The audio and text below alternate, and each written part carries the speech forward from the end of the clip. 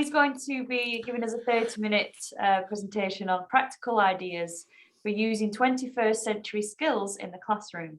It's always good to get some practical elements in there. And Dani Mundy is actually one of our South Korea, China, Indonesia, Kurdistan, Pakistan, and the UK. A long list of countries. Since 2014, Dani's been a freelance trainer for Penguin Random House, and this has involved delivering training sessions, speaking at conferences, writing training manual materials, and regularly writing blog posts for both Ladybird and Penguin readers. During the pandemic, Dani's continued to train online and deliver training courses, webinars, and workshops to teachers spanning over 16 countries. So you're in good hands, everybody. The floor is yours, Dani. Thank you very much. Hello to everybody. It's really nice to be with you here today. And can I just say thank you, Dr. Nasreen? That was absolutely marvelous. I love Edward de Bono, so that was really fantastic. So I'm just going to share my screen with you all now. Here we go.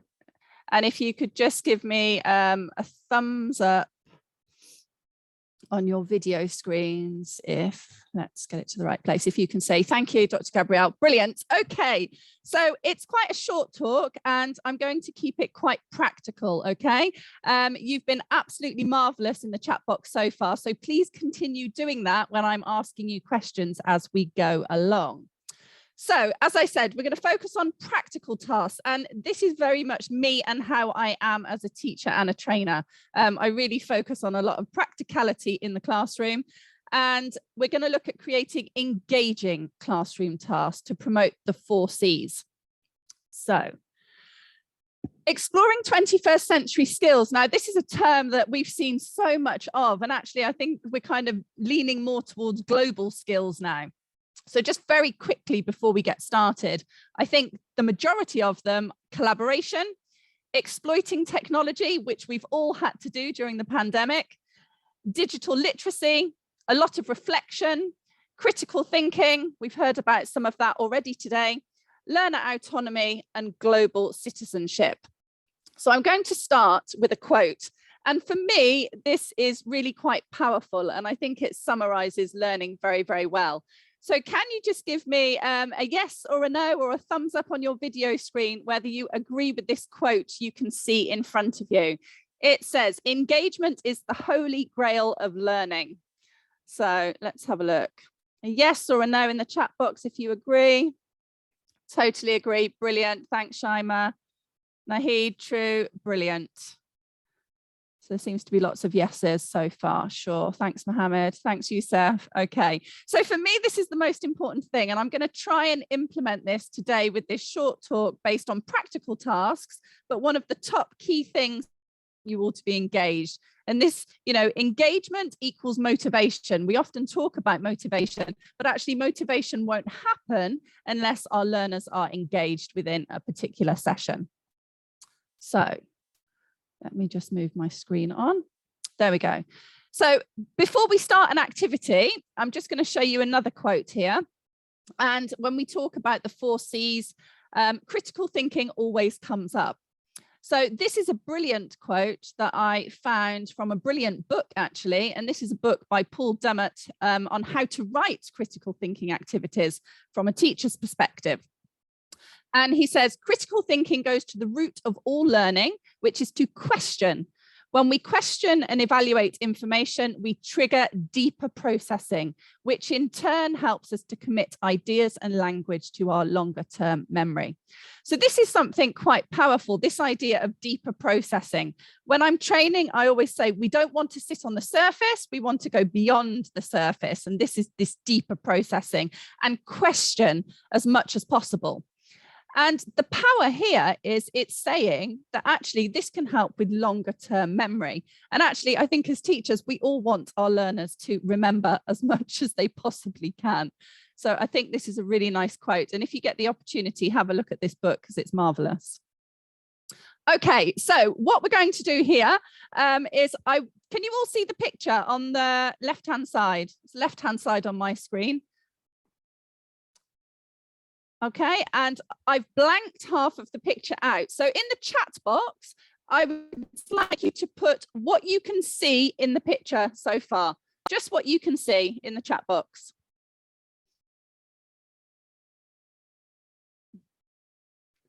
What can you see? Great, Reham, thank you for starting us off. Washing machines, laundry machines. Okay, we've got some nice synonyms there. Great. Laundry room. Thanks, Ida. Washing machine, brilliant. Thanks, Nazik. Laundry, great. Anything else apart from the washing machines that you notice, you can see? Oh, okay, Iman, brilliant. Maybe it's in a hotel or a hospital, who knows? Brilliant. Basket with clothes, great, Ida. Dirty clothes, yes, probably, Mona, if they're in the ready for the washing machine. Clothes, washing machines, brilliant. So we're all on the same line so far. Now, one thing about this activity so far is we're just generating ideas, okay? Now, you can do this collaboratively in the classroom, put learner groups on your interactive whiteboard or on your Zoom session. You can have a picture and they can spend 2, 3, 4 minutes discussing together. What can we see? Let's think about the lexical items, which you've all done. We've got washing machines, somebody's working, an empty washing machine, and it generates quite a lot of language. So we're activating schemata. There's a lot of opportunity for teachers to elicit further information and do this deeper questioning once they've collaborated. Okay, now half of the picture I have covered in black. Okay, so you don't know what is on the other side of the picture at all. Okay, so now I would like you to make some predictions. What do you think is on the other side of the picture that I'm hiding? Okay, great, Reham, brilliant. More washing machines. Noof, a man? There might be a man, who knows? People are waiting. Khadija, brilliant. Person using the washing machine. Ida, that sounds like common sense, actually. Yes, probably. Somebody standing. Fillmore, people chatting. Great. Extra washing machines. More laundry. Yes, my nightmare, more laundry. A window, lovely. So keep typing. This is generating more language. Okay, so this is really useful. Lexically, learners will be exposed to many different ideas. You can do this again collaboratively, but maybe change the groups and give the learners opportunities to talk to different people. If you're teaching online, this can be done very easily through the breakout rooms. Okay, someone's having breakfast there. Okay, maybe if he's hungry while they're doing the washing, brilliant. So lots of opportunity for generating language. And for me, the most important thing about this is there is no right or wrong answer. Okay, so I'm not saying to learners, I want the answer of this, which is either A or B. This is very open to interpretation. And one of the 4 C's is creativity. So I'm allowing the learners to think outside the box, to do some problem solving, to do some critical thinking. What is on the other side? Will it be washing machines, as you've all said? Or could it be something quite different? So it's quite an inclusive activity, which I think is something really, really important. If it's just this right or wrong answer, then there may be some reluctance from some of the shy learners or reluctant learners. And with this, it's very open to interpretation. Okay, so far with this picture, we've generated a lot of language in the chat box. We've activated schemata. I can elicit much further, which we don't have time to do today. And then we're allowing for this creativity with the other side, making predictions. What do you think is on there? Okay, so our 4 C's, collaborate. There's a lot of opportunity to collaborate with this. There's definitely some communication here, getting learners to speak together. Critical thinking, well, it's the problem solving here. What is on the other side? Let's think about it. What do you think? Will it be something quite typical, as you've all said, like washing machines, or maybe will it be something quite different? So we can kind of sometimes link creativity and critical thinking together. So let's have a look. I'm just going to move my screen on. 1 second. Okay, so this is the whole picture in its entirety. So is it what you expected or something a little bit different? Comments in the chat box, or you can put an emoji or an emoticon on your video screen so I can see. Okay, Rani has put a crime scene. Okay, maybe.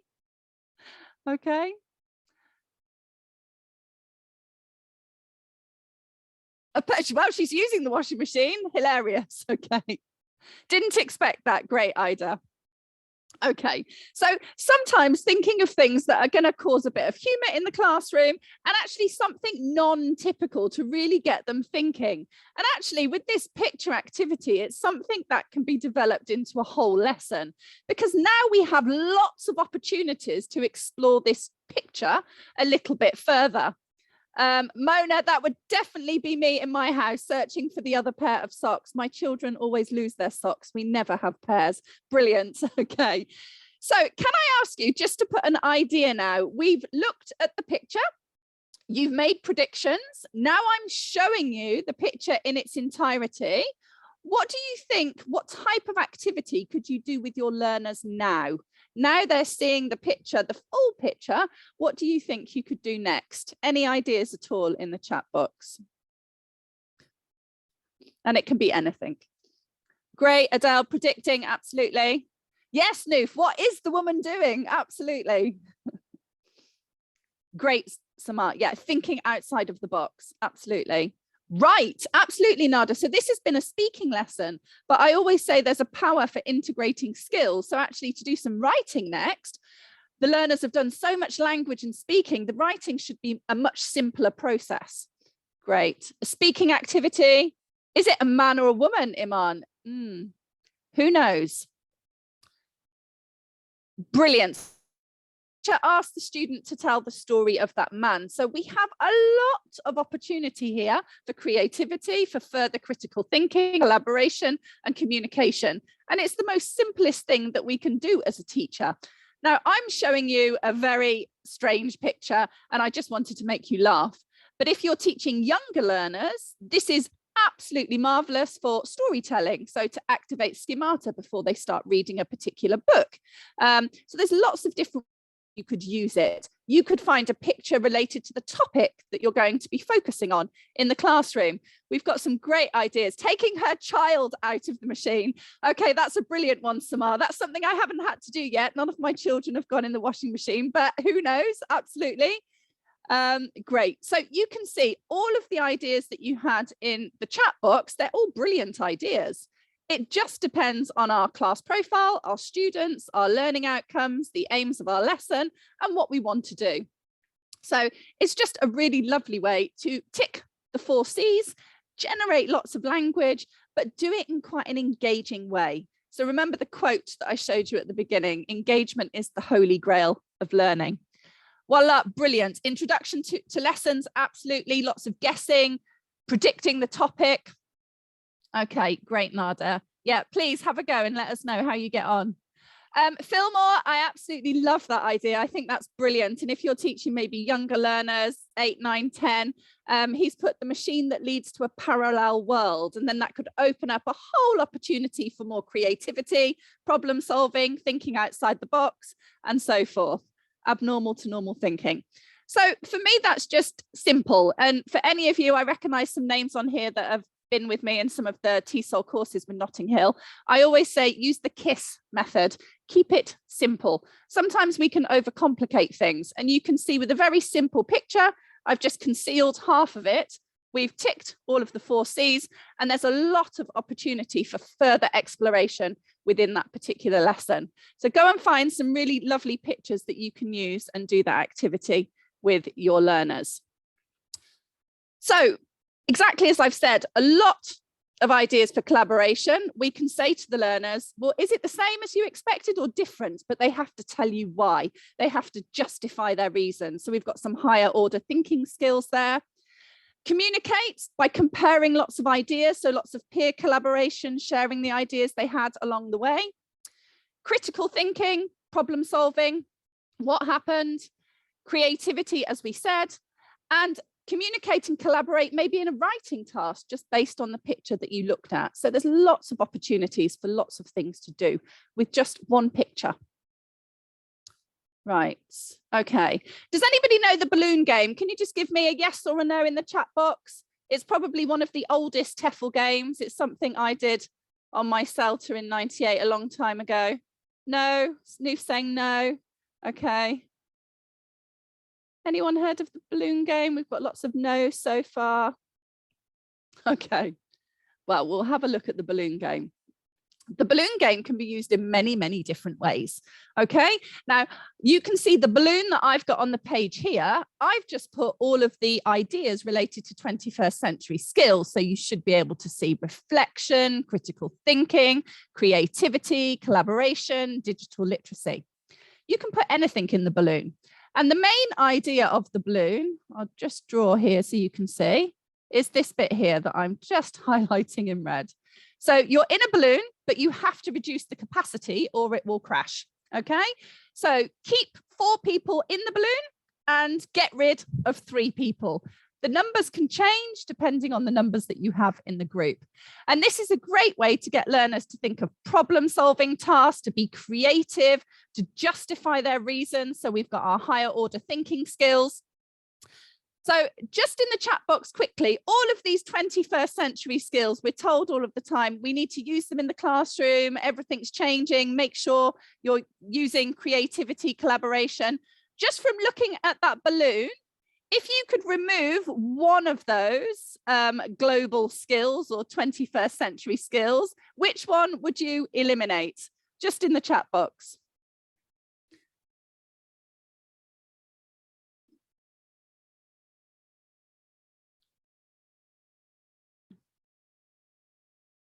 Which one would you get rid of? Reflection, creativity,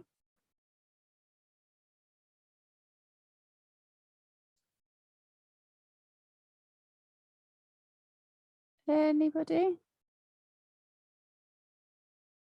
Okay, let's have a look and see now.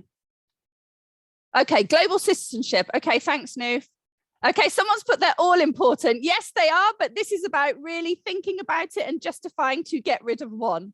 Okay, they're all important. You'd rather crash it, Mohammed. Okay, so lots of ideas there.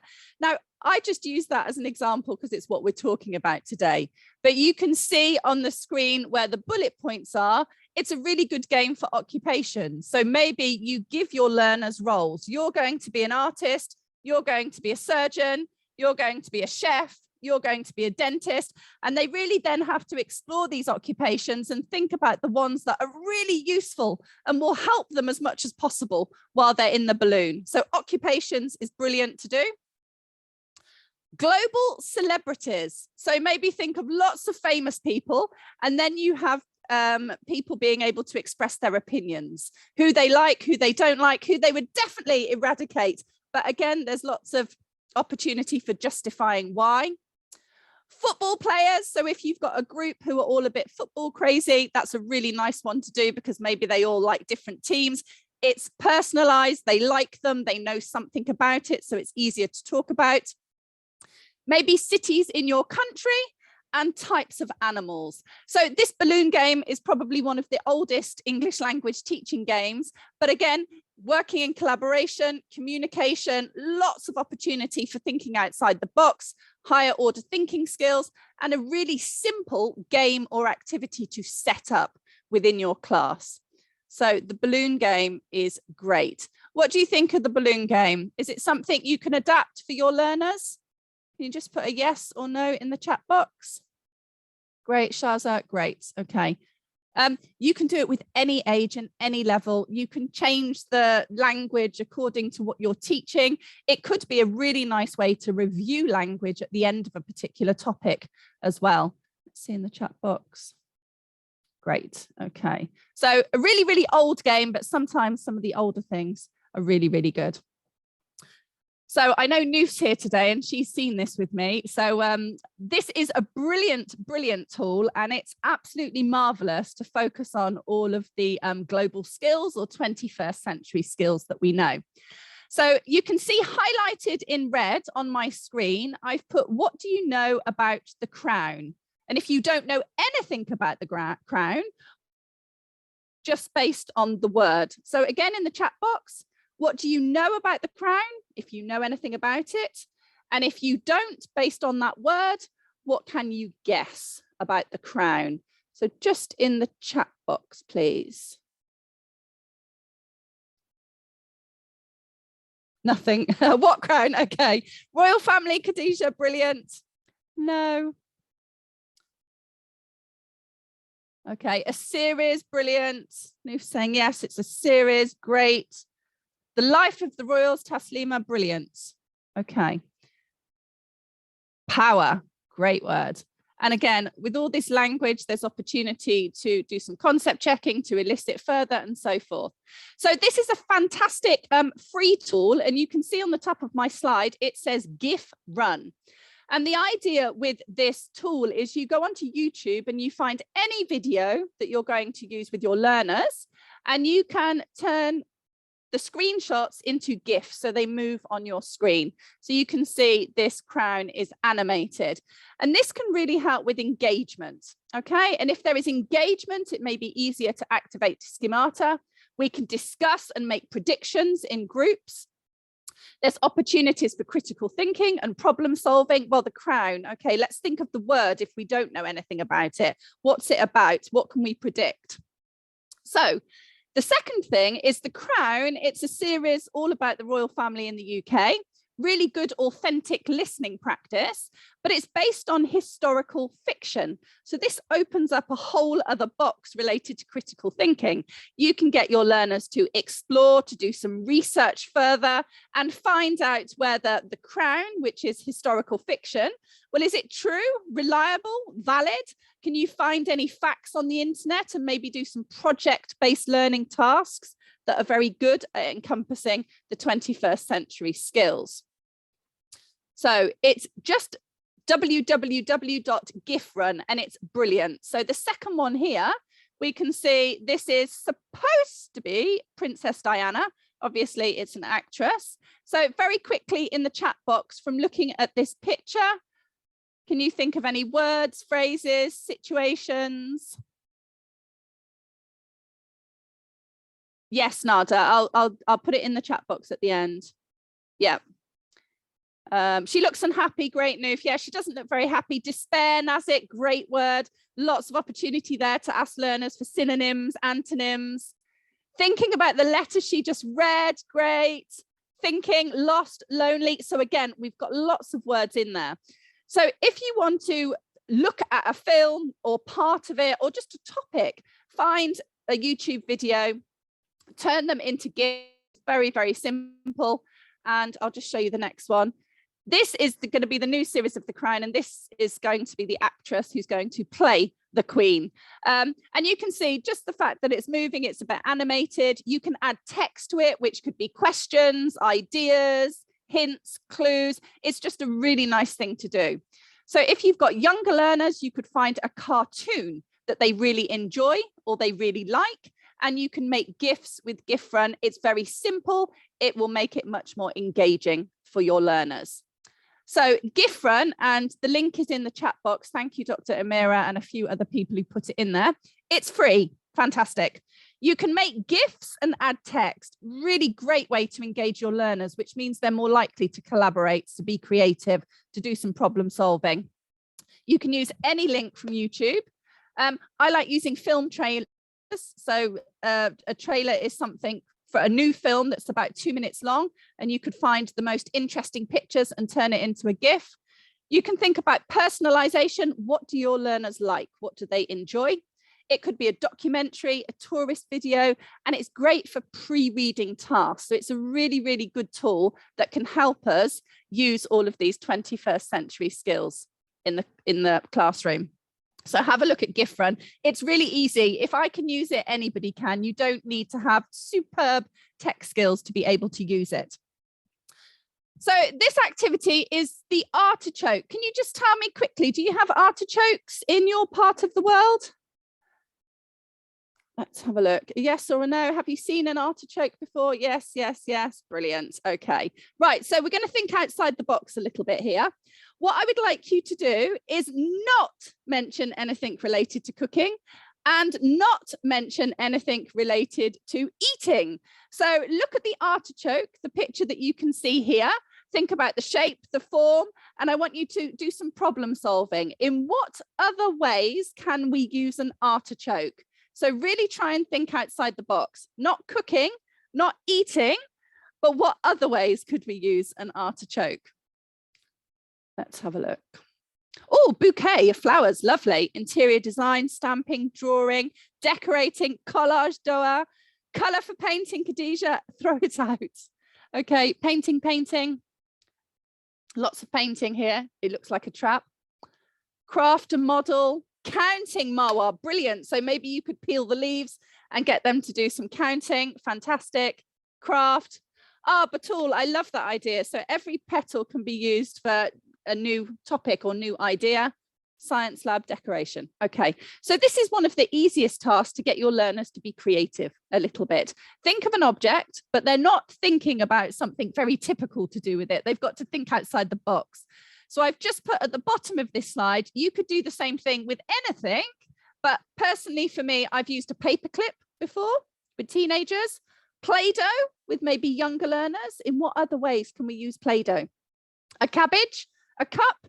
It could be absolutely anything, but it's just a way to encourage this creativity that can help with motivation and engagement. So it doesn't have to be the artichoke, it could be anything. Okay. And then the last thing we're just going to quickly look at is reflection. So I think for me, reflection is hugely important. And again, this is a really nice quote here. It says, reflective writing can help you to think about your reasons for studying and to have a deeper understanding of how you learn and identify your longer term goals, as well as encouraging critical thinking and problem solving. So there's this idea, reflection is hugely important for us as teachers and trainers, but also for our learners. And actually it's saying here, it encourages critical thinking and problem solving. So this ticks the boxes of what we've been looking at today. So reflection is important to review, to consolidate, to revise, to have further discussions, to recycle language. Then we've got our higher order thinking skills, maybe to evaluate and to analyze. So in the traditional classroom, I would have a wall with a hashtag, and it's my hashtag wall. And it's an opportunity and space for learners to share ideas and reflect. I can use it as formative assessment. I can view it and have a look. And obviously in online sessions, we can hashtag keywords to review lexical items and topics at the end of a session. So just very quickly in a minute, how many words can you hashtag from what we've looked at so far today in this session? How many hashtags can you pop into the chat box for me? Fun, Fillmore, brilliant. 4Cs, great, Nada. 4Cs, different. Balloon games, fantastic. Okay, so we've got lots of ideas there. Okay, and let me just move this. That brings us to the end. So thank you very much for your time and your fantastic contribution in the chat box.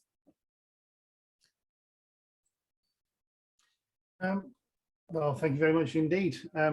I've enjoyed that very much, and some new ideas which I will also be pinching like everybody else. So I am not afraid to admit that I steal things, though not from shops. No, hope not. So there is a limit. I must admit, so not really seeing too many questions, awful lot of interaction, which is fantastic. There was a post, it sort of vanished about 5 minutes ago, how to make students read well. Okay. So it's kind of one of the problems with kind of the online thing is sort of reading. How would we encourage reading? Okay. Reading, it's a difficult one because you have lots of reluctant readers, and I'm always a big fan of pre-reading activities, which some people don't like, but I think actually with reluctant readers, you know, pre-reading activities can really help set the scene. It can get them thinking about the topic. It can take the fear factor away from reading quite a lot as well. So really think about maybe the title of the book, using the front cover. Anyone who's been in TESOL sessions with me will know, use the blurb as much as possible, which is a very short piece of the book, but actually has all of the key language and key ideas that can kind of take the reluctance away a little bit. And I guess one thing I'm quite big on, reading is not always and shouldn't be about reading a story from beginning to end. Think about non-fiction. Non-fiction, if you've got reluctant readers, can really help because you can find a topic that they like, they're And that can kind of break down the barriers with reading a little bit. Okay, and just one last question before we move on to our next speaker. Where do you stand on the use of the mobile phone in the classroom? Okay, great question, Paul.